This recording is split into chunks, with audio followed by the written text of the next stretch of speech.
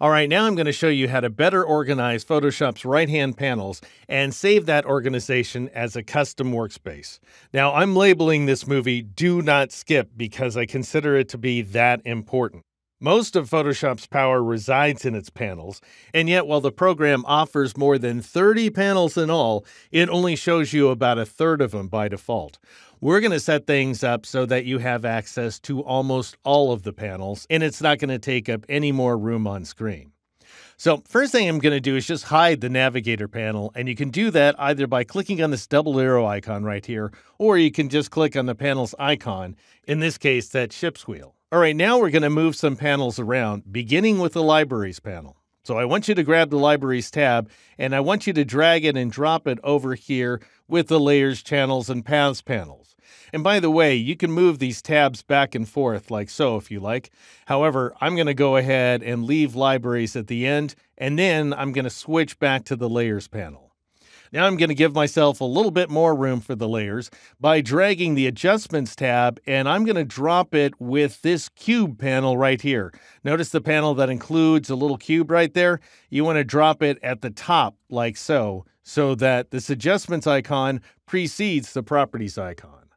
All right, now we're going to bring up some more panels, all of which are available here in the window menu. And we're going to be starting with Actions. So just go ahead and choose that command, and that will add the Actions panel along with the History panel. And so these two panels together, by the way, are known as a group. All right, now I'll return to the window menu and choose Brushes in order to bring up the Brushes and Brush Settings panels right here. And now I'm going to add another panel to that group by going to the window menu and choosing Clone Source. And I'll go ahead and grab that guy and drag that icon up and drop it on the bottom of this icon set right here so that Brush Settings, Brushes, and Clone Source are all grouped together. All right, now let's bring up the text formatting options by returning to the window and choosing Character. And that should bring up both the Character and Paragraph panels, as we're seeing right here. All right, now I'll go back to the window menu, as we will many times. And I'll choose Shapes to bring up this panel right here. I want it to be below the text formatting options, so I'm going to drag it and drop it below them, not into the same group. And now I'll return to the window menu and choose this command that's right after Shapes, which is Styles. And I'll grab that little FX icon right there, and I'll drag it and drop it into the same group as Shapes. All right, now I'll go to the window menu and choose Layer Comps, which is going to bring up the Layer Comps and Notes panels. I like them to be below the Shapes and Styles panels, so I'll go ahead and drag them and drop them below.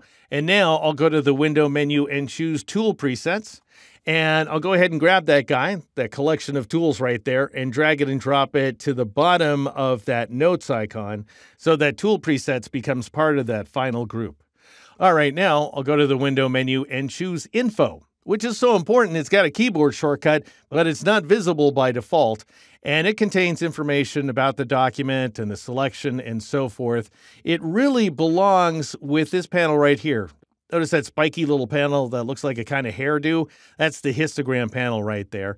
And so I want to have histogram and info combined together into a single group. Navigator has nothing to do with those panels, so I'll go ahead and grab the ship's wheel and drag it all the way to the bottom of the list like so. And then I'll grab this little scrapey icon up here at the top of this group, right above the spiky hair. And I'm just going to go ahead and drag it and drop it out so that, as you can see, if you like, you can have free floating panels. And if you want to expand them, you would just click on that double arrow icon so that you can see both the panels. But what I want to do is I want to drag that title bar now and drop it between the color panel group and the layers panel group like so. So just drop it into that location. Then click on the histogram tab in order to switch to it, and double click on the histogram tab in order to collapse that panel. All right, so that's a lot of choosing commands and moving panels around. But as you can see, we now have access to way more panels than we did before, and they're not taking up any more room on screen. All right, now I want you to save everything you've done as a custom workspace, and you do that by clicking on this little icon up here near the top right corner of the screen. And notice that brings up a pop-up menu that begins with the word Essentials. What you want to do is choose the New Workspace command, and I'm going to go ahead and name this guy One-on-One after my series. You can call it anything you want. You do not want to turn on any of these checkboxes. Just go ahead and click the Save button, and you now have your own custom workspace.